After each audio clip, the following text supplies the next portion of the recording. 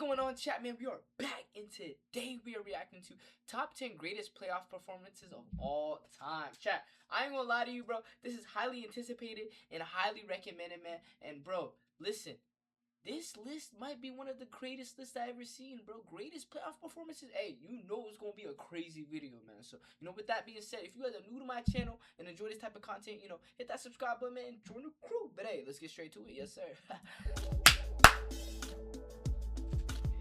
I'm excited, bro.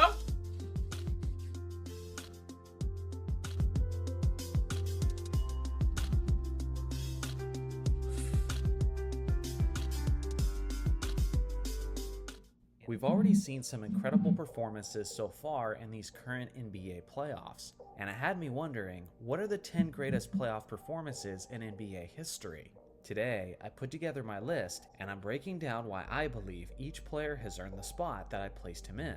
Before I get into the list, let me first explain the factors that determined my rankings. First off, the player had to win the game, so naturally, games like Michael Jordan's 63 points in Boston Garden will not be considered for this list. Second, I'm factoring in the overall production of the performance, so statistics will matter heavily. Third, I'm considering the gravity of the moment. For example, performances that took place in the first round will be considered for this list. But obviously, a player will receive extra credit if that performance came in the NBA Finals. In a similar fashion, each game within a series will be considered, but obviously, a must-win Game 7 performance will earn extra credit. Lastly, how clutch the player was down the stretch will also count towards his ranking. All of these factors are subject to scale, and not every single one of these factors have to be present for each game on the list, but each one of these categories is capable of boosting a game's ranking. So now that we understand the logistics, let's get into my list, and let me know afterwards if your list differs from mine. Number 10, Bob Pettit in Game 6 of the 1958 NBA. I would not dig no damn Bob Pettit on this list. Okay. NBA Finals versus Boston. The Celtics legend Bill Russell won 11 championships over the course of his career as a player, but in total, he made 12 trips to the NBA Finals. The only time Russell lost on the game's biggest stage was in 1958, and it was thanks to the historic showing from the Hawks power forward, Bob Pettit. He's one of the more underrated and overlooked legends of basketball history, and on this night in 1958, he outshined Russell and everyone else on the court, as he put up monstrous totals of 50 points and 19 rebounds on 55.9% shooting. Every single one of those 50 points were needed, as his St. Louis Hawks won the championship-clinching 6th game by a score of 110 to 109. It took everything for him to defeat the greatest winner that basketball has ever seen, and for this reason, he gets to be the one starting off my top 10 list. Number 9, Tim Duncan in Game 6 of the 2003 NBA Finals versus the Nets. Bro, I ain't gonna lie, Tim Duncan's a silent but deadly basketball killer, bro. I ain't gonna lie. Bro, why is he so good? Like, he's on every top 10 list that we've been doing, chat. Like, bro, he is actually consistent as hell, bro. I ain't gonna lie, if Wembanyama wants to pass him, bro, he low-key gotta lock the hell in, bro. Fundamental was an absolute beast throughout the entirety of this series, but in this game especially, he destroyed the New Jersey Nets in just about every way he could. Duncan nearly had the first and only quadruple-double of NBA Finals history, as he put up an insane stat line of 21 points, 20 rebounds, yeah, that's ridiculous, bro. That's ridiculous, 10 assists, bro, and 8 blocks on 47.4% shooting. Despite being loaded with talent, the New Jersey Nets were only able to score a total of 77 points that evening, and that was mostly due to Duncan shutting down the paint and securing almost every rebound up for grabs. San Antonio was actually trailing by 6 points heading into the fourth quarter, but Duncan came up clutch, putting the clamps on the Nets' offense, which ultimately resulted in an 11-point championship victory for the Spurs. It was certainly one of the greatest performances by one of the greatest players to ever live. Number 8, Michael Jordan in Game 4 of the 1993 Michael Jordan's number 8? Finals versus the Suns. It was a crucial game for the Phoenix Suns, as they were looking to steal a game in Chicago and tie the series at 2 games apiece. Well, Jordan had other ideas, as MJ absolutely erupted for one of the highest scoring playoff performances of NBA history. regardless of the fact that he was being guarded by an all-defender, Dan Marley. In this iconic showing, Jordan dropped a whopping 55 points, 8 rebounds, and 4 assists on a lethal 56.8% shooting. Even with Jordan's insane level of production, the game was extremely close heading into the final few minutes, which is when MJ did what MJ does, as he sealed the game with some clutch baskets down the stretch. If MJ doesn't have the highest scoring finals average in NBA history, then the Phoenix Suns likely win this championship. But thanks to MJ's explosion, in this game especially, that didn't happen. Number 7. Giannis in Game 6 of the 2021 Finals versus the Phoenix Suns. This was recent history, so I'm sure you all know the performance very well. In a championship... Yo, I remember this, bro. Yo, Giannis is a dog, bro. He's on Miami now. You feel me? I hope he goes crazy and actually wins another chip on Miami Heat, but... Bro, this was deadly. Chris Paul, eat this, man. Yo, I ain't gonna lie, bro. You got destroyed, bro. No disrespect, bro, but God, that alley-oop, he was like, hey! That was different, bro. Clinching game, Giannis destroyed every defender Phoenix threw at him, and he was extremely efficient while doing it. On the night, the Greek Freak scored 50 points, 14 rebounds, 2 assists, and 5 blocks on a remarkable true shooting percentage of 74.9%. He was an absolute force on both ends of the court, as the Suns had basically no answer for him on either end.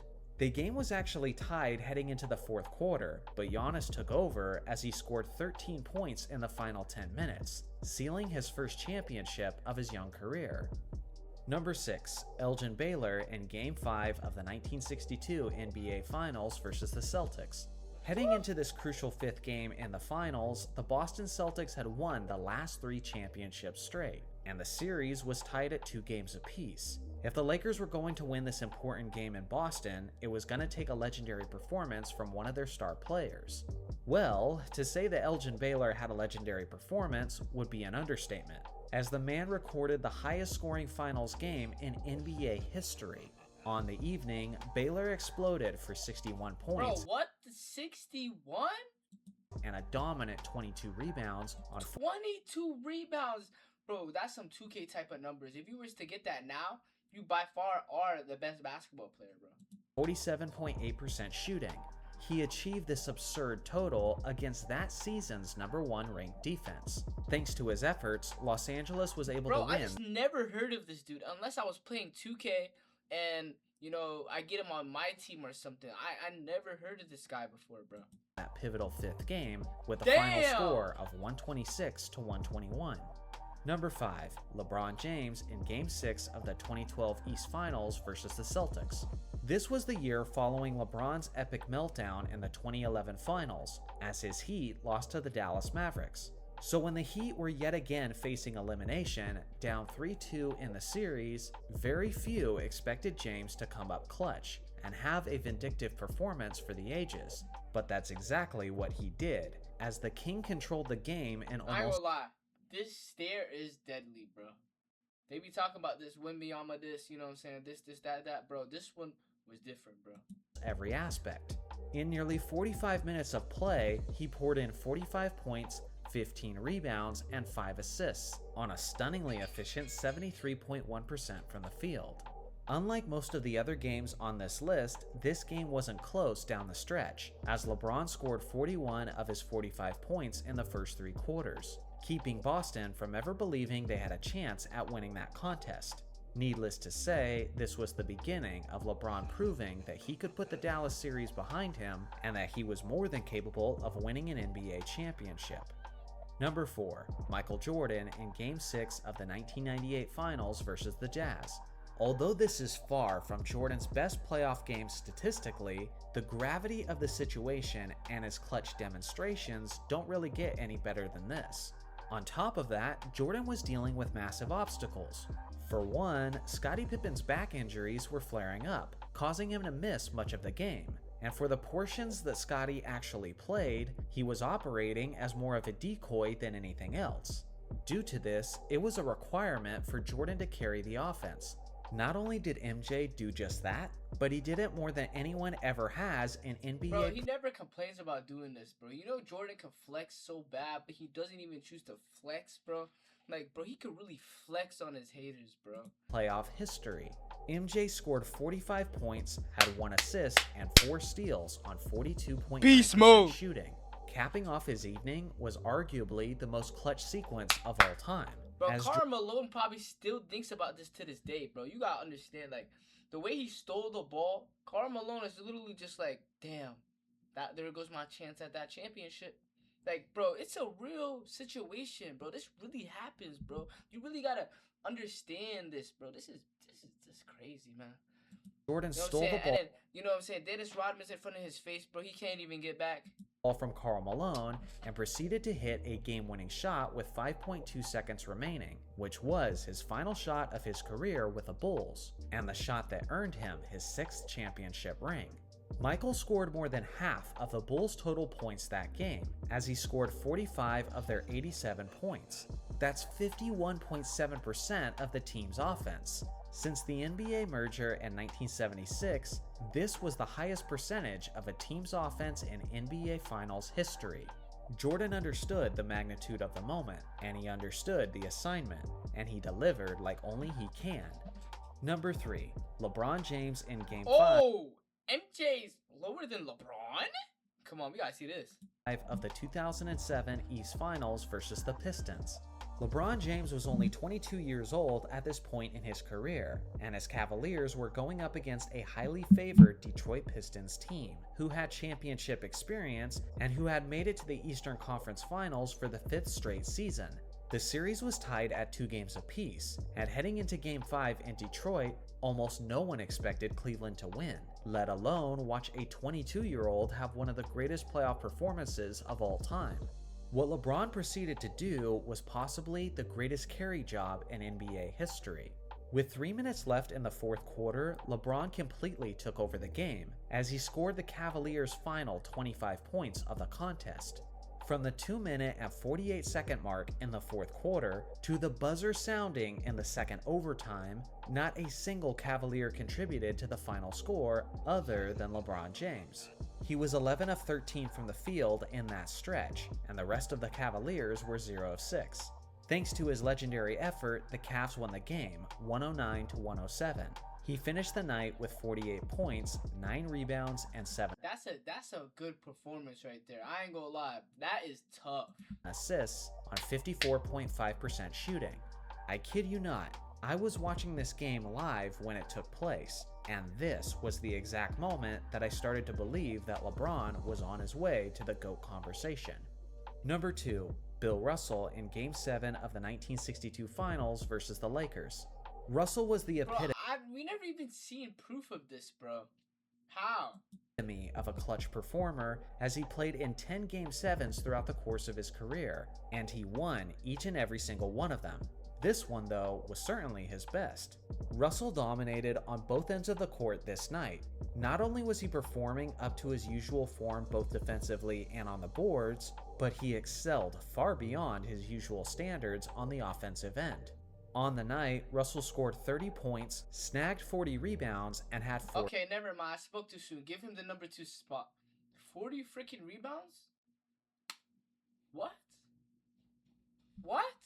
assists on 44.4% shooting.